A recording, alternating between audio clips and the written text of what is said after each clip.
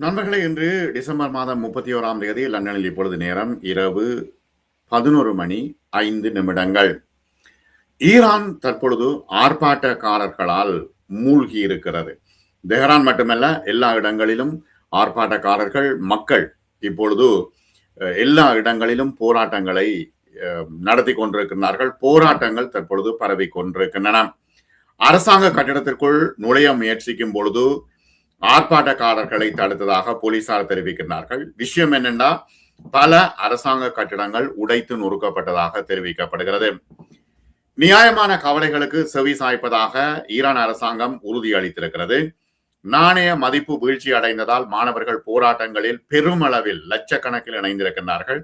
எல்லா இடங்களிலும் போராட்டம் வெடித்திருக்கிறது.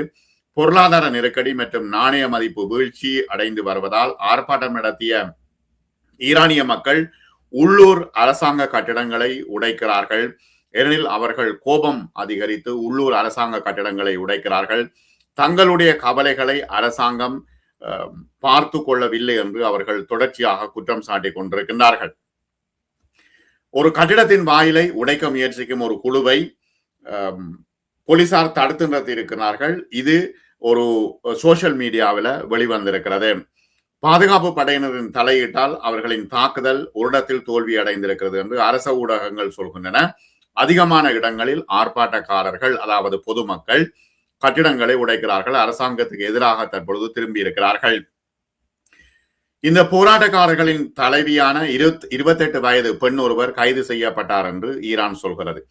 இப்ப மக்களை கைது செய்ய இன்னும் போராட்டம் வலுவாகுமே தவிர குறையாது. சம்பவத்தின் பொழுது பாதுகாப்பு படையைச் சேர்ந்த 3 பேர் காயமடைந்திருப்பதாகவும் 4 பேர் இந்த போராட்டக்காரர்கள் தடுத்து வைக்கப்பட்டுள்ளதாகவும் உள்ளூர் அதிகாரி ஒருவர் கூறியதாக அதிகாரப்பூர்வ தஸ்னிம் செய்தி நிறுவனம் சொல்லி இருக்கிறது. என்ன பிரச்சனைனா, ஞாயிற்றுக்கிழமை அமெரிக்க டாலருக்கு எதிராக ரியால் வரலாறு காணாத அளவுக்கு சரிந்தது. பொருளாதார நெருக்கடி அதிகரித்தது. தெஹ்ரானில் கடைக்காரர்கள் வீதிகளில் இறங்கினார்கள் முதலாவது ஆர்ப்பாட்டங்களில் ஈடுபட. அதனைத் தொடர்ந்து தற்பொழுது 4வது நாளாக ஆர்ப்பாட்டம் நடைபெற்று வருகிறது.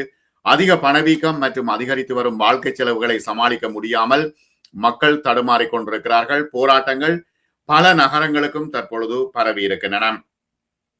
செவ்வாய்க்கிழமை அன்று தெஹ்ரானில் மாணவர்கள் வீதிகளில் இறங்கி போராட்டக்காரர்களோடு இணைந்தார்கள். அதே நேரத்தில் இஸ்பஹான், யாஸ் மற்றும் ஜன்சன் நகரங்களில் உள்ள பல்கலைக்கழகங்கள், நிறுவனங்களிலும் போராட்டம் வெடித்திருக்கிறது. புதன்கிழமை தெஹ்ரானில் நடந்த ஒரு வணிக மன்றத்தில் பேசிய ஜனாதிபதி மசூத் பெசஸ்கியன், அமைதி இன்மை இருக்கிறது, ஆனால் வெளிநாட்டு தலையீடு இருக்கிறது என்று குறிப்பிட்டார். இது முதலாவது. ஈரானை அமெரிக்கா, இஸ்ரேல் போன்ற நாடுகள் உடைத்துவிட யோசித்துக் கொண்டிருக்கும் சூழ்நிலையில் அங்குள்ள நிலைமை மிகவும் மோசமாக இருக்கின்ற காரணத்தினால் மக்கள் தாங்களாகவே இந்த போராட்டத்தில் ஈடுபட்டு வருகின்றார்கள். ஆனால் இனிமேல் வெளிநாடுகள் உள்ளே புகுந்து வேலை செய்ய தொடங்கிவிடும். நாட்டின் எதிரிகள் மற்றும் துரதிர்ஷ்டவசமாக நாட்டுக்கு உள்ளும் வெளிப்புற அழுத்தங்கள் செலுத்தப்படும் சூழ்நிலையில் நாங்கள் இருக்கிறோம் என்று அவர் கூறுகின்றார். நாங்கள் பலவீனம் அடைய கூடாது என்று பெசஸ்கியன் சொல்கின்றார்.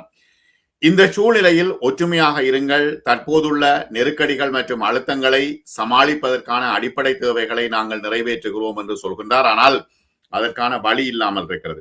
ஈரான் அரசாங்கம் போராட்டம் செய்கின்ற தலைவர்களோடு அவர்களுடைய விஷயங்களை கேட்க பேச்சுவார்த்தை பொறிமுறை ஒன்றை நிறுவுவதாக கூறியிருந்தாலும் நாணய வீழ்ச்சி, பொருளாதார நிலைமைகளால் தூண்டப்படும் மக்கள் போராட்டங்களை நிறுத்துவதற்கு தயாராக இல்லை. ஆகவே ஈரானிய வழக்கறிஞர் ஜெனரல் சொல்றார், ஒரு தீர்க்கமான பதிலை எப்படி சொல்வது என்பது அவர்களுக்கு பிரச்சனையாக இருக்கிறது. ஈரானிய அரசு ஊடகங்கள் சொல்றது, அமைதியான போராட்டம் செய்யுங்கோ, சட்டபூர்வமானது, ஆனால் பாதுகாப்பு இன்மையை உருவாக்கும் முயற்சிகள் கடுமையான எதிர்வினையை ஏற்படுத்தும் என்று சொல்கின்றார்.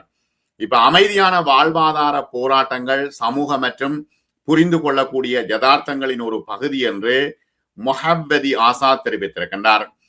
இந்த போராட்டங்கள் பாதுகாப்பின்மை, பொது சொத்துக்களை அளித்தல் போன்றவை அல்லது வெளியில இருந்து யாராவது தூண்டினால் தாங்கள் மோசமான நடவடிக்கை எடுக்க வேண்டி வரும் என்று அரசாங்கம் சொல்கிறது. அமெரிக்காவும் அதன் மேற்கத்திய நட்பு நாடுகளும் பொருளாதார தடைகள் மற்றும் ராஜதந்திர அழுத்தங்கள் விதித்திருப்பதால் சிக்கி தவிப்பதால் ரியால் சமீபத்திய வாரங்களில் வேகமாக அதனுடைய பெருமானம் குறைந்து வருகிறது. பல தசாப்தங்களாக மேற்கத்திய தடைகளால் பாதிக்கப்பட்ட நாட்டின் பொருளாதாரம் செப்டம்பர் மாத இறுதியில் ஐக்கிய நாடுகள் சபை 10 ஆண்டுகளுக்கு முன்பு நீக்கப்பட்ட சர்வதேச தடைகளை மீண்டும் அமுல்படுத்தி இருக்கிறது. இது நாட்டின் அணுசக்தி திட்டத்தோடு தொடர்புடையது. பணவீக்கம் 50% உயர்ந்திருக்கிறது. அதாவது மதிப்பு குறைந்து வருகின்ற நாணயம் இறக்குமதி விலைகளை உயர்த்தி இருக்கிறது. வாழ்க்கை செலவு பிரச்சனை, தண்ணீர் இல்லாத பிரச்சனை, கரண்ட் இல்ல, பெட்ரோல் விலை ஏறி இருக்கிறது. ஆகவே இந்த பிரச்சனைகள் அவர்களால் தாங்க முடியாம இருக்கிறது.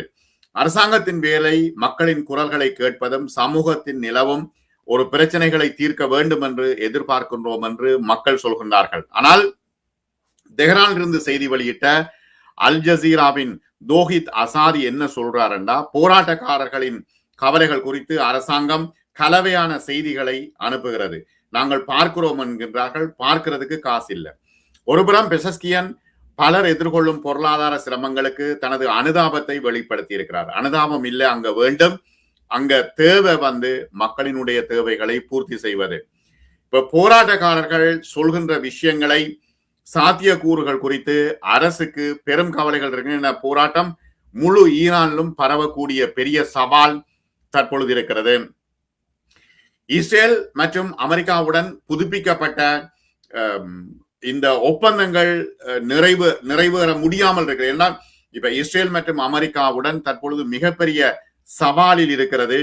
இப்ப அணுசக்தி ஒப்பந்தம் தொடர்பாக மீண்டும் புதுப்பிக்கப்பட முடியுமா என்றால் உடனடியாக தெரியவில்லை. அப்ப இந்த அணுசக்தி ஒப்பந்தம், நாங்கள் அணுசக்தி செய்ய மாட்டோம், அணு ஆயுதங்கள் செய்ய மாட்டோம் என்று ஈரான் சொன்னால் அமெரிக்காவும் இஸ்ரேலும் அவர்களுடைய பொருளாதார தடைகளை நீக்குவதற்கு முயற்சிப்பார்கள், குறிப்பாக அமெரிக்கா. ஆனால் மீண்டும் ஒரு போர் வரக்கூடிய சாத்தியக்கூறுகள் இருக்கிறது. இந்த நெருக்கடிக்குள் இஸ்ரேல் ஈரானை தாக்கக்கூடிய ஒரு நிலைமையும் சரியாக தெரிகிறது.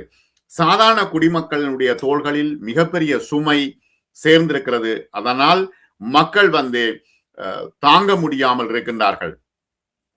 அரசாங்கத்தின் மீது கொஞ்ச மக்கள் தான் நம்பிக்கை வைத்திருக்கிறார்கள். பொருளாதார பிரச்சனைகளை தீர்க்க அரசாங்கம் முயற்சி செய்யும் என்று பொதுமக்கள் நம்பிக்கை கொண்டிருக்கவில்லை என்பதுதான் முக்கியமான பிரச்சனை.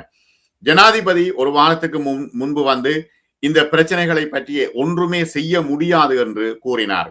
ஆனால் போராட்டங்கள் வேகம் பெறுகின்றன. நாட்டின் பொருளாதாரம் தவிர வேறு பிரச்சனைகள் குறித்த பொதுமக்களின் கோபத்தை பரந்த அளவில் திசை திருப்புமா என்பதுதான் இப்பொழுது இருக்கின்ற மிகப்பெரிய கேள்வி. ஈரான் கடைசியாக 2022 மற்றும் 2023 ஆண்டுகளில் நாடு தழுவிய போராட்டங்களை கண்டது. என தலைய மூடவில்லை என்பது தொடர்பாக பெண்களுக்கு கடுமையான இஸ்லாமிய சட்டங்களை நடைமுறைப்படுத்தியது என்று இந்த போராட்டம் ஆரம்பித்தது. 2023 ஆண்டு பெரிய போராட்டம். 22 வயதான மஹசா அமீனி போலீஸ் காவலில் இறந்ததை தொடர்ந்து நாடு முழுவதிலும் ஆயிரக்கணக்கானவர்கள் வீதிகளில் திரண்டு போராடினார்கள். இதுல 100கணக்கானவர்கள் இராணுவத்தினரால் கொல்லப்பட்டார்கள். 20,000க்கும் மேற்பட்டவர்கள் கைது செய்யப்பட்டார்கள். மேலும் பலர் போராட்டங்களில் ஈடுபட்டது தொடர்பாக தூக்கிலிடப்பட்டார்கள். ஆகவே மக்களின் கோபம் அரசாங்கத்தின் மீது தற்பொழுது திரும்பி இருப்பது மிகப்பெரிய சவாலாக ஈரானிய அரசாங்கத்துக்கு இருக்கிறது. இந்த போராட்டம் தொடர்ச்சியாக ஒவ்வொரு நகரங்களுக்கும் பரவுமானால் மிக பெரும் நெருக்கடி இருக்கும். அது மட்டுமல்ல, பெசஸ்கியன் சொல்றது போல வெளிநாடுகளுடைய தலையீடுகள் வந்துச்சென்றா அதுக்கு பிறகு ஈரானால் தாங்க முடியாமல் போய்விடும். தற்போது போராட்டக்காரர்கள் அரசாங்க கட்டிடங்களை குறிவைத்து தாக்குகின்றார்கள். இது பெரிய அவலமான நிலைமையாக ஈரானில் இருக்கிறது. மேலும் பல அப்டேட்டுகள் வரும்பொழுது நான் உங்களுக்கு தருகின்றேன். நன்றி நண்பர்களே.